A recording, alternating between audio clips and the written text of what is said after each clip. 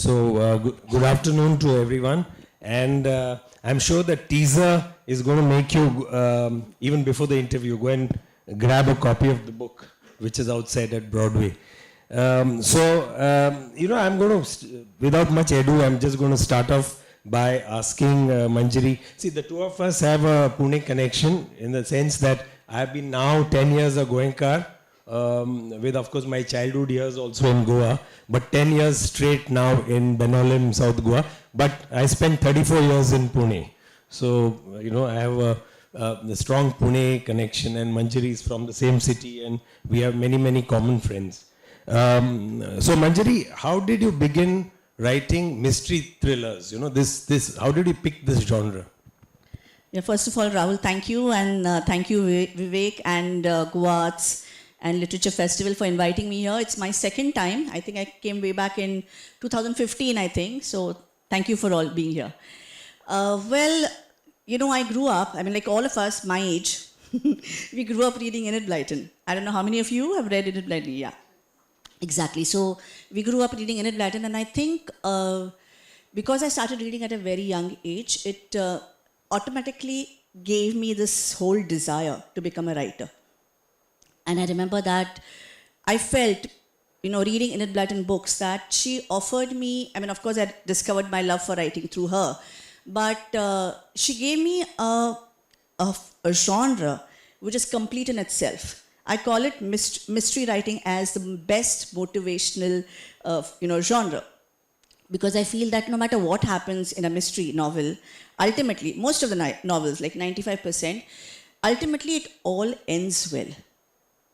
And what bigger message in life than saying, no matter what happens with you, don't worry, things are going to be taken care of and all is going to end well. So I looked at mystery fiction as motivational fiction. And I felt it completely served what I wanted to convey and what I wanted to write. So I think at a very, very young age, 7 years old, I knew I wanted to be a writer. A lot of people feel that they want to be writers. I think I just stuck to it and managed to pull it till here. Wonderful, wonderful. This is true. A whole lot of us in school read, I remember Famous Five and Secret Seven and Enid Blyton and Hardy Boys and all that came later on. Nancy Drew was there and all of that, yeah. But school memories. So my next question really is this whole concept of the destination thriller. I having read this wonderful book, The Mystery of the Portuguese Hearts, a few days ago, it's a very exciting concept, this destination thriller. So how did the Portugal process happen? Tell us about the Portugal process as an example.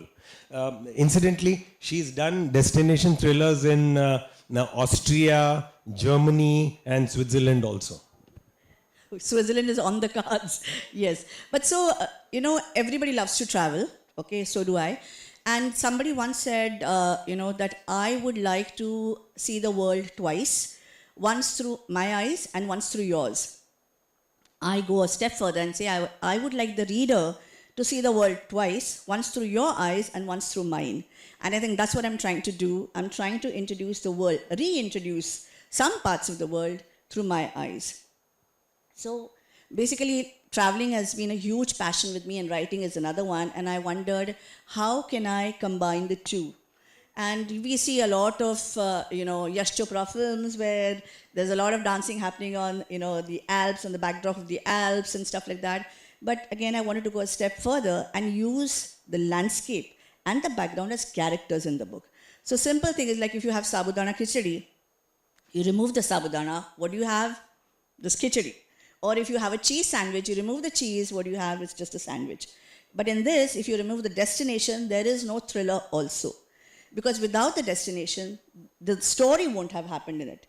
So destination thrillers are very, very, how should I say, niche in the fact that the story is born in the landscape, in the country, in the cultures, and in the fabric of the society, in the architecture. So if you remove all that, there will be no destination thriller. So that's it. Coming to Portugal, so like you said, I've written about 3 before this. The 4th one is this one, and there's another 5th one coming. But because, they had come to PILF for my Lit Fest, and they saw all these destination thrillers, and they said, "Would you write, a book based in northern Portugal?" And imagine asking a writer, "Will you travel? We'll take care of your stay. We'll take you around. We'll treat you like an author." Nobody treats any author like an author. Let me tell you that. So imagine saying that to an author. It's like a dream come true. And that's how they took me from one end of northern Portugal to the other. They took care of everything. They treated me like royalty. And then they said, "Write a book." And that's it. I wrote this book. It took me about 1.5 years, obviously, but I still wrote the book, and here it is. Fantastic. So this is how destination, thrillers are born and made, really. I wanted to know, Manjari, that, you have mentioned you spent about 18 days in North Portugal, if I'm right. And this whole plot, how was it conceived? That is, did you have some idea of the storyline even before you went to Portugal, or did the story keep emerging as you traveled through the towns and villages? The most important part of a destination thriller is that you don't take a story and go to a country. It's not like I don't take a story from you and fit it into a destination. The story has to be born in that soil of that country. And so the point of this whole trip is to do research.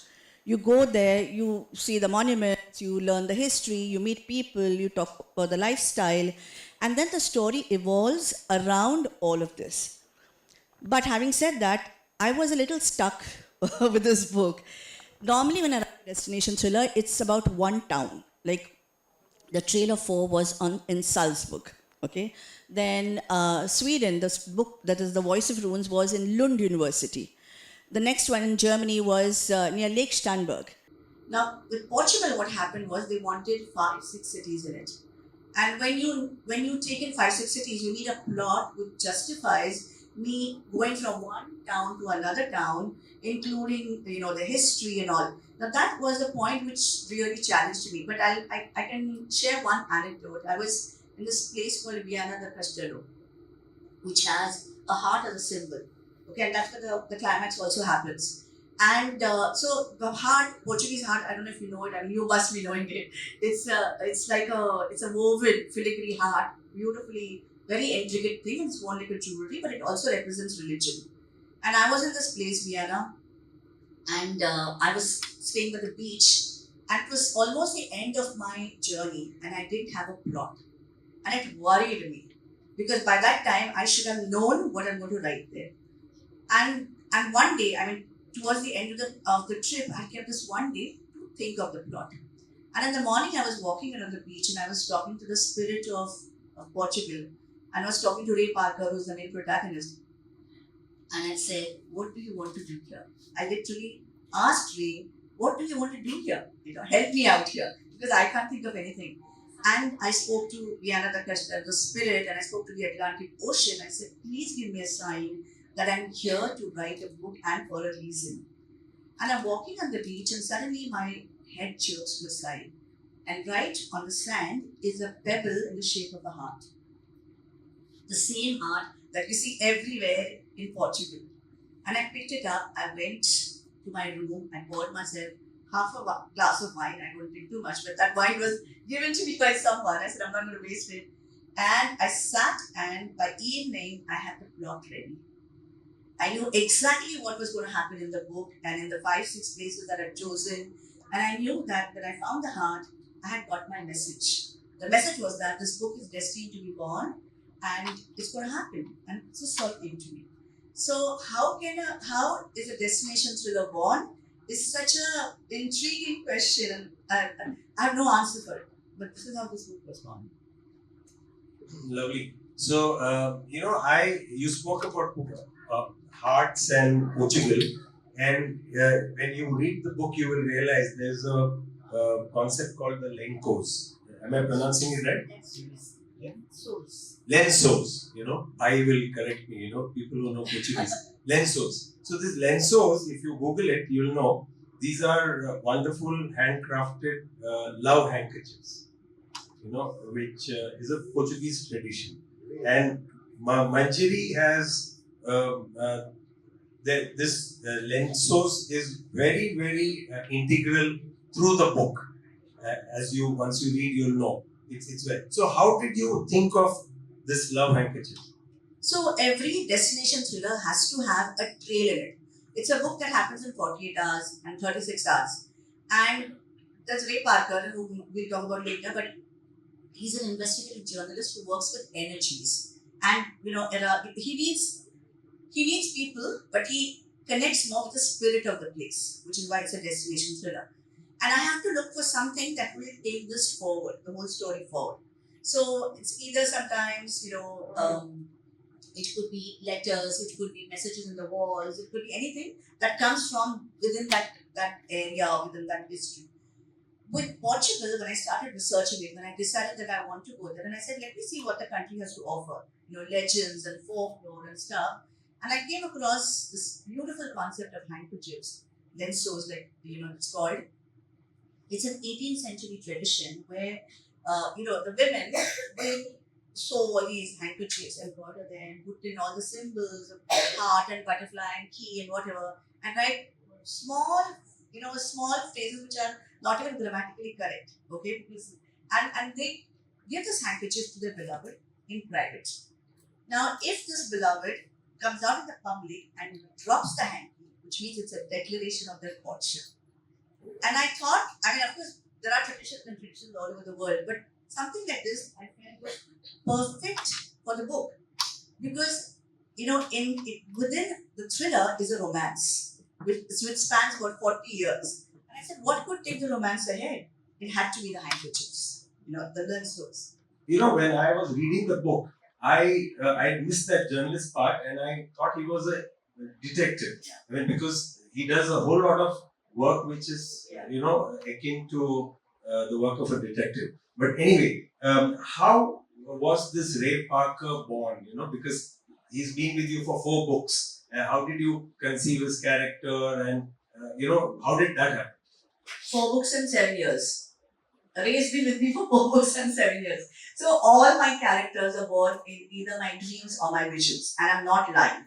And I don't pick them up from society. That's another thing. I remember having this chat with Ashwin and Ravi Subramaniam in PILF in Pune, and they said, you're lying, all characters come from reality and all. And I said, definitely some elements do come. But my characters have always been very aspirational. They're aspirational characters. They're not real. Okay, they've got their flaws and they've got everything, but they're not really, they're almost perfect. And I love perfect people because I know they don't exist. So I like to create perfect characters. So Ray Parker was my dream to create a perfect man. Okay, I know they don't exist, but sorry, men. but the fact is that I wanted to create a perfect man in Ray Parker, and I saw him in a vision, like a dream. I saw this man with a ponytail in a leather jacket, multi-pocketed leather jackets, standing with his back to me by a lakeside. Okay, and I saw him from a distance, and I said, "Oh my God, he's going to come into my life."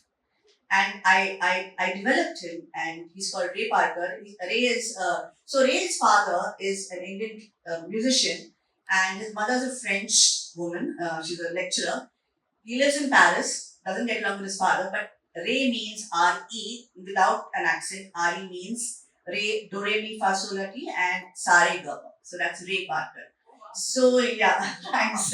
So I saw him and I said, now let me create him. Now, there are so many detectives and there's too many, but I wanted Ray to be different. He works with energies. He's not a mentalist. He won't think what's in your mind, but he can see your aura. He can sense it. So he'll know whether you're a good person or a bad person. But at the same time, it doesn't depend on it. He will, of course, have deductive other methods of doing it, but he trusts his instincts really strongly. He wears a Ganesha pendant. He believes he's not religious, but it's got a history which will come in some of the other books. But he's got that, and he plays the flute. So he is creative, he's talented, he's compassionate, he's a looker, not the traditional looks, but he's a looker, and he's a wonderful man, a very sensitive person. So I think I created a kind of a perfect human being.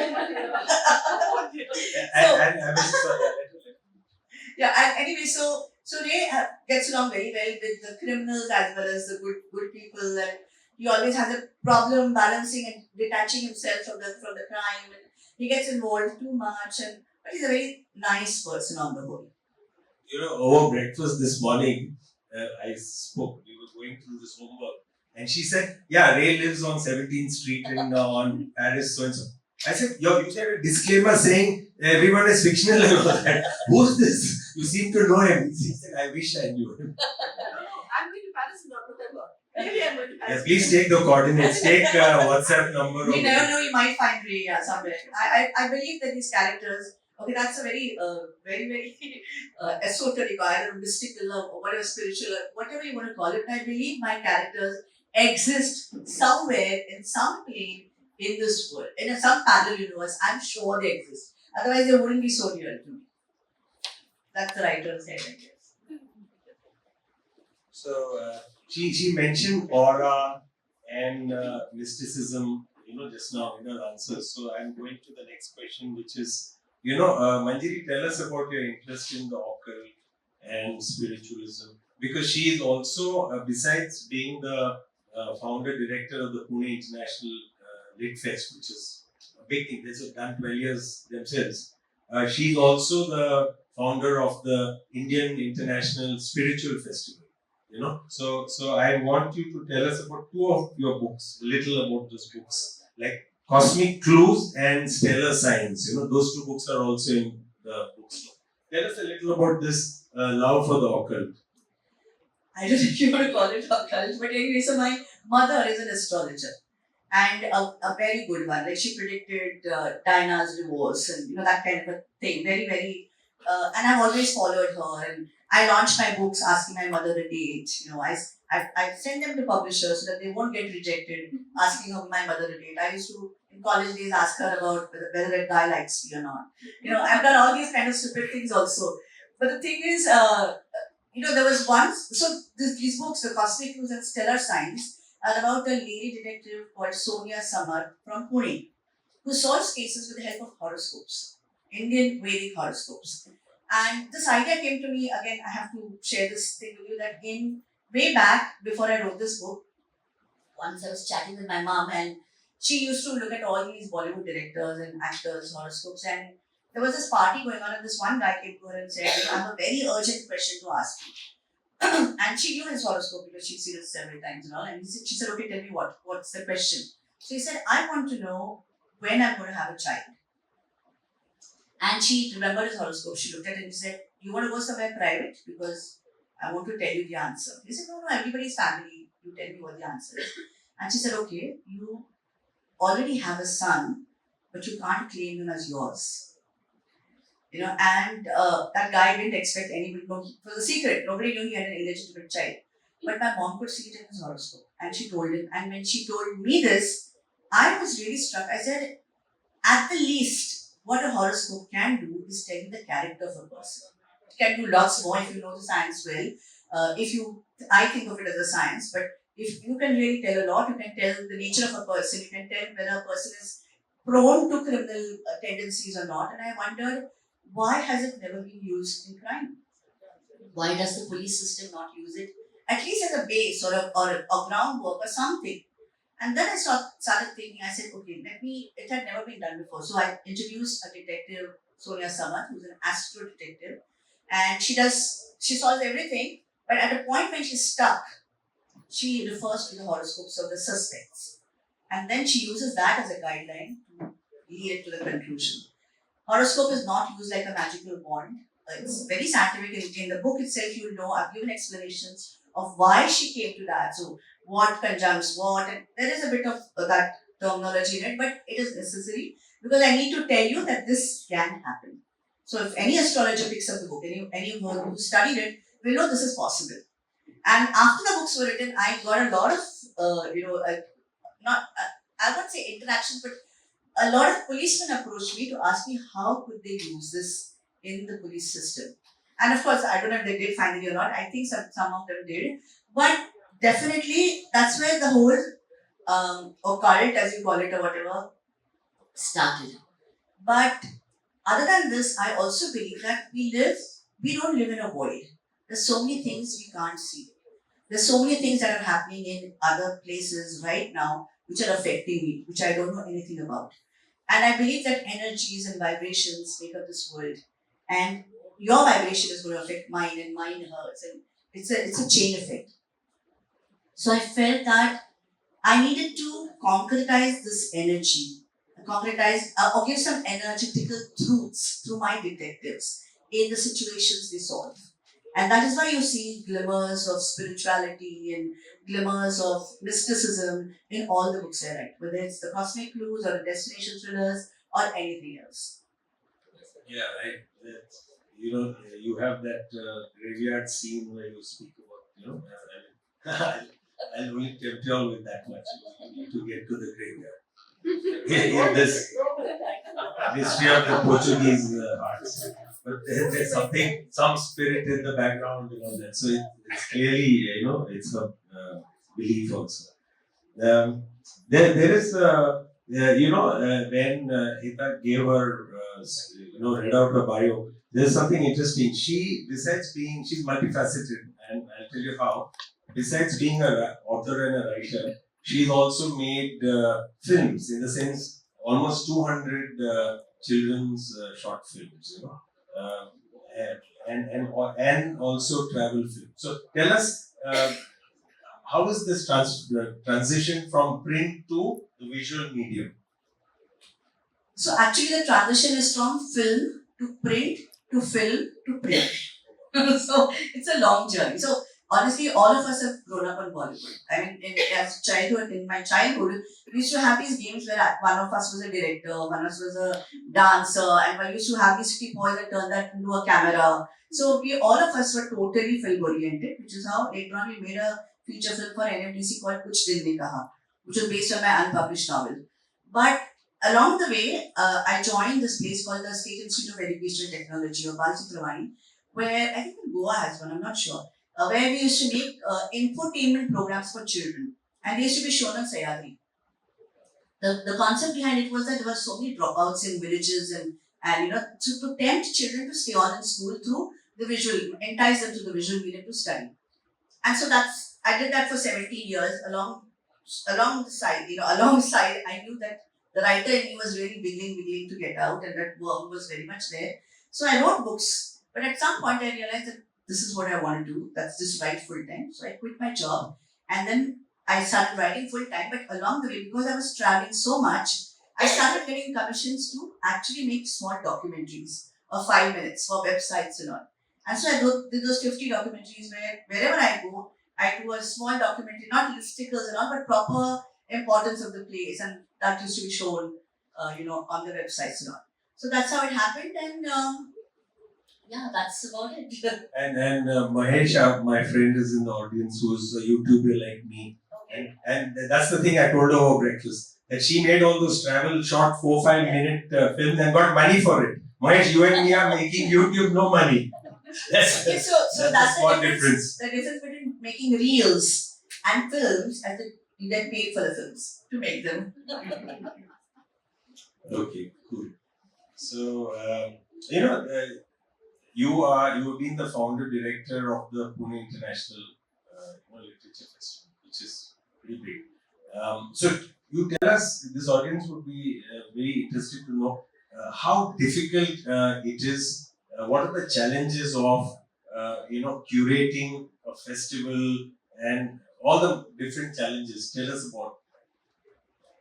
If I start, I won't stop. You know what? I call my PIF by 150 weddings. So if I ever write a book on it, it's going to be 150 weddings from the girls' side, always to the girls' side, because you know, it's as good as having 150 weddings every single time I do a lit fest.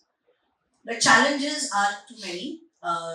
As you can see, even I think Galf is also facing. Well, the first thing is, of course, the funding, because ours was a 3-day festival, which is now a 2-day festival. But for a 3-day festival, to bring in 150 plus authors and to have 100 plus sessions and make arrangements for their travel, stay, put up, you know, with the halls and everything, it all costs money.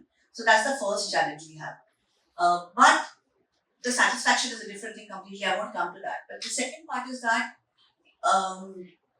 curation. Like, you know what, you know, the curation is very important. And when you create one session after the other, it becomes a seminar. But when you have multiple halls like this, having different sessions happening parallelly, then it's like a buffet that you're offering to people, and you have to make sure that every year the buffet is different. You can't have the same menu all the time, because then who's going to come to listen? Then who's going to come to listen? Big question, okay? Authors who are invited will come, of course, but our biggest problem has been bringing a new audience. And it's very sad because all these festivals are free. We don't charge money. Despite that, bringing in an audience to listen to a person, especially writers, especially a debut writer or a let's say a mid-grade writer, somebody who's not a bestseller, somebody who's not a star or a celebrity, bringing in an audience to listen to them is a huge issue. So what we do is, which most festivals do, is that we invite a celebrity so that when people go and flock there, the spillover at least will come and listen to the others. And that is a very sad truth of LitFest, that bringing in an audience to listen to them is a huge problem. So you see that right from the word go, it's a huge task. The funding, the audience, the curation, everything. But despite all that, I've been doing it for 12 years and I can't tell you the satisfaction. I mean, before the festival, I feel, why the hell am I doing this? It's nothing in it for me except maybe meet contacts and that kind of a thing. But after it is done, the satisfaction you get is tremendous. And I know that PILF has launched many careers because we really believe in promoting debut authors. The celebrities don't need us. We need the celebrities. But all the debut authors or the mid-list authors, they have literally, for example, Shatrughan Sinha's first LitFest was PIF. And he says it openly, I started my career here. So many people, so much networking has happened. And when you look at the bigger picture, you realize why it's important to do this year after year, no matter what. So on that note, I'm going to throw it open to the audience. We'll be very happy to get questions. So is there a mic that please take it around. Thank you.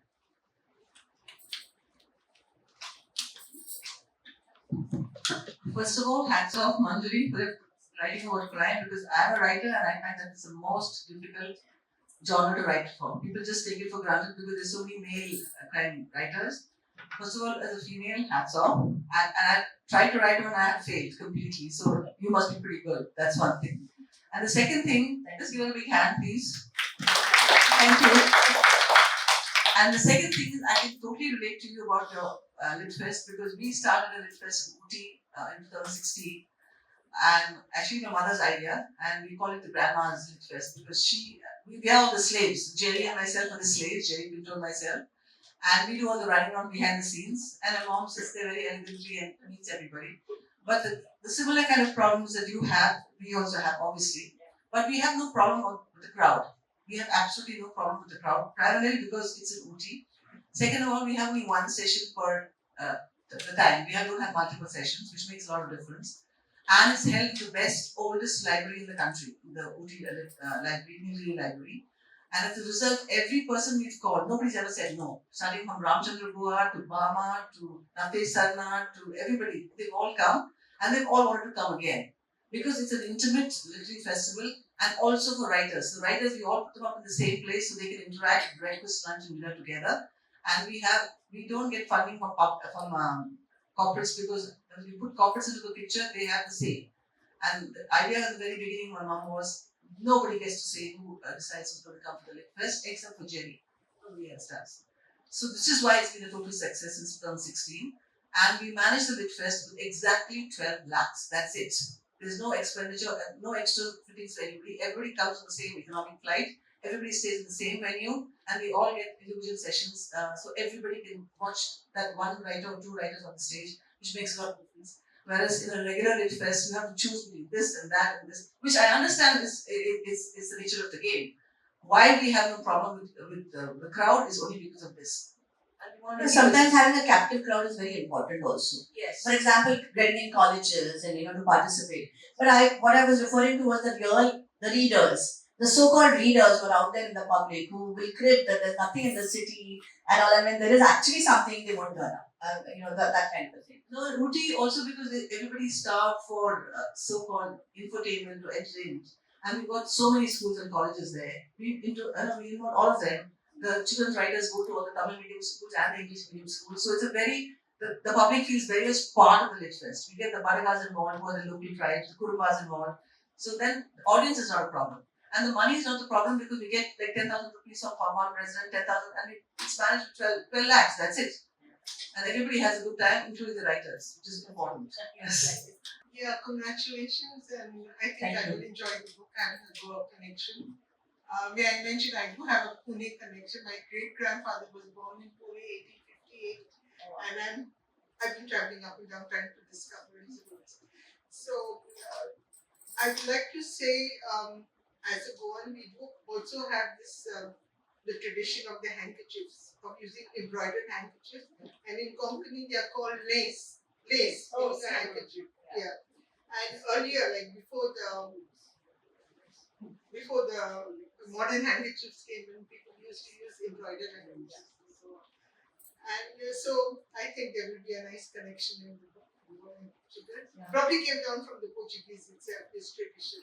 And may I ask, are you a Python by any chance? Well, actually, so according to the horoscope, I'm a Gemini. And according to the English calendar, I'm a Libran. I love people. I'm a peace-loving soul. Anyway, thank you.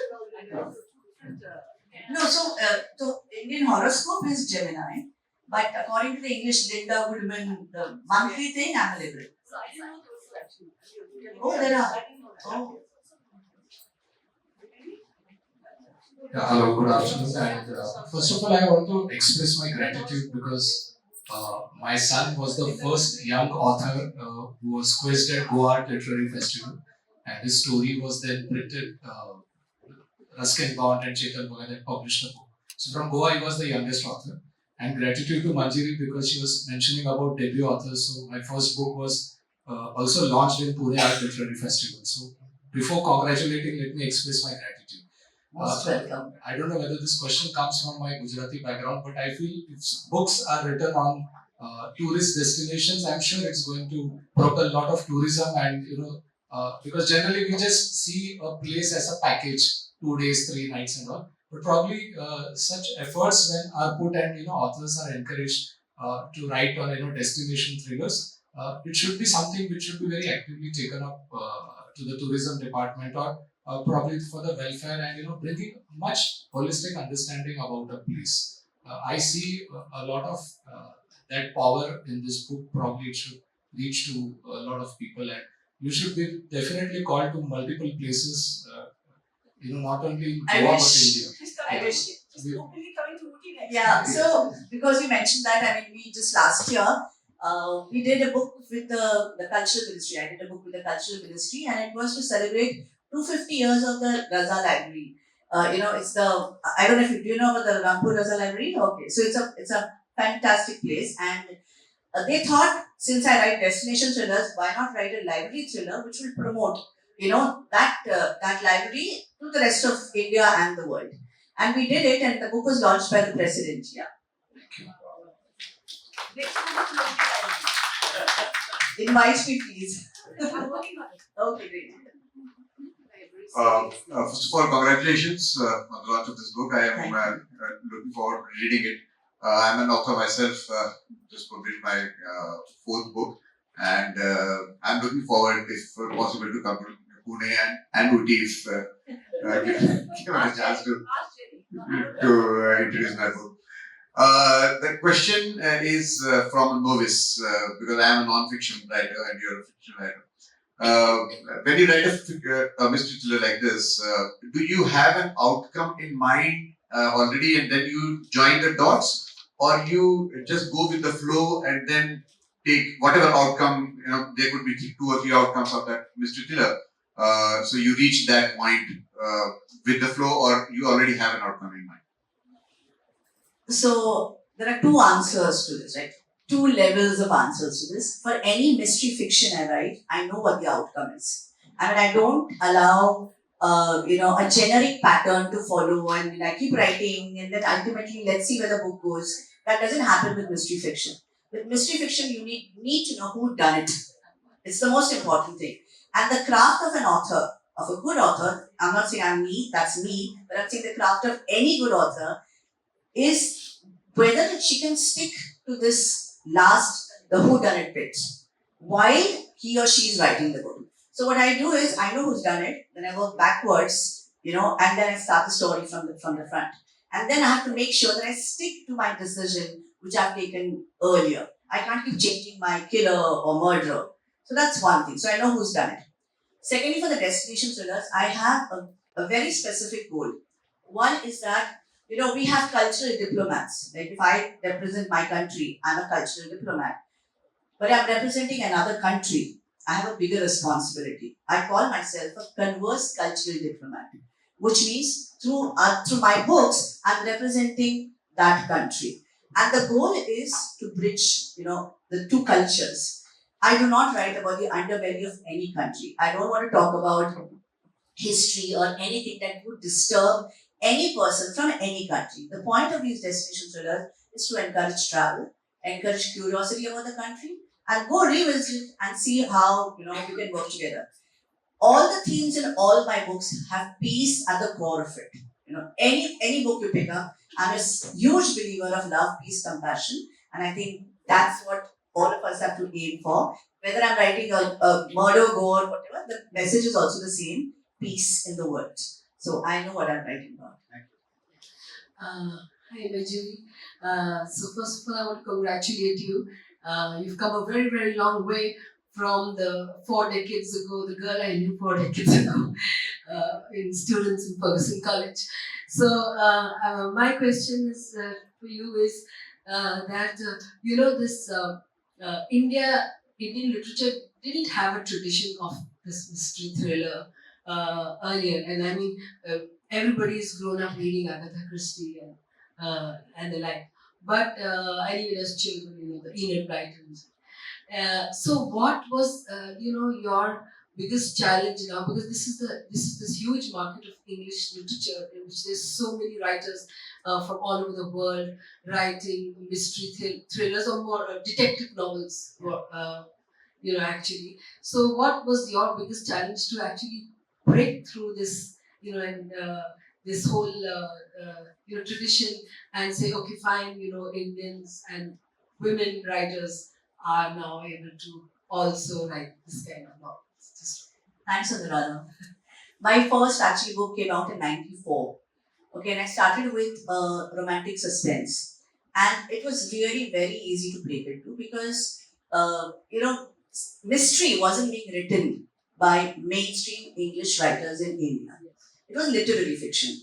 And Rupa came out with this Mills and Boon kind of intrigue series, and I wrote 2 books for them. My biggest challenge started after that, because then I felt I'd written 2 books. Wow, now I was very innocent, but I felt once you're a writer, your paths open up completely, which didn't happen. I had to work really hard to publish every book.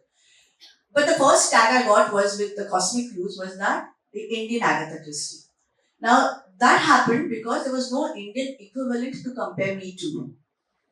Till 2004, that's when the book came out, we still did not have an English woman writer who was writing mystery fiction. So officially I became the first one, but I was tagged as, I love the tag. Okay, I'm not saying that I don't like the tag because she's the queen of mystery fiction and she's just about written everything that has to be written in mystery fiction, I feel. So there's no scope. You have to keep reinventing the wheel through this genre. So that was a tag I got there. Now I'm in 2025. I write a children book, I'm compared to Enid Blyton. I write a destination thriller, I'm compared to Dan Brown. This thing about comparing Indian writers to foreigners, we are so used to reading these Western authors, we are just not giving the Indian authors a chance. That's one part. The other part is being female. I know I hate saying this and I never thought I would, but in the thriller genre, men are preferred. They think men can write thrillers and not women. So I'm coping with Western authors, I'm coping with male thriller writers, and I'm trying and struggling to create a space for myself. I have. I'm satisfied. But I'm saying it's taken me, I don't know, donkey's years to be where I am today. And even now, I'm not sure that my next book is going to be accepted by a publisher because you never know what they'll take, or if it's going to be read. So, publishing and English publishing is a very dicey world. I feel you cannot predict anything. Publishers have their own agenda, writers have their own love, for writing. So I think it's a challenge throughout, and I don't know. I hope that one day we'll do away with all these comparisons and just read books for the love of books. Thank you, Manjari. Thank you, audience, because we finished in time. Manjari, congratulations once again. My question is related to one of your books, which I've read 2 or 3 of your books. And this one was very different than the kind of writing that you do. That was The Revolt of the Lamren. And I love that one. Are you planning to write any such books in the future? It's a futuristic book. Yeah. So are you planning to write part 2 or anything? Yeah, so Revolt of the Lamren is a dystopian book. It's a futuristic reality which I think is going to happen one day, not too far away, from what we are now, and it's a part of a trilogy. The first book is called Revolt of the Lamren, like you said, and it's about a world where the maximum age of a person is 16 years, but 1 year is equivalent to 6 years. So at the age of 16, he's 100 years old. And in this world, when a normal person like us, a lame brain, is born, and that's when the conflict starts, because they've got this perfect world and we can live for 80 years and do what we want to with the world, but they won't allow it. So each person is born with a termination date. And that's when the lame brain revolt and say, no, we want to live on. And it's a trilogy. So definitely I'm going to continue that series because I think there's a message I want to give in the book. It's about technology, the use of it, the lack of emotions, the insensitivity that's happening in the world, all around us, and how we need to overcome all of it and just live as good human beings. So definitely I continue writing. Sorry, I have to stop. But thank you both so much, Manjari and Rahul, for a wonderful session. And you've been a wonderful audience. Thank you so much on behalf of GAL.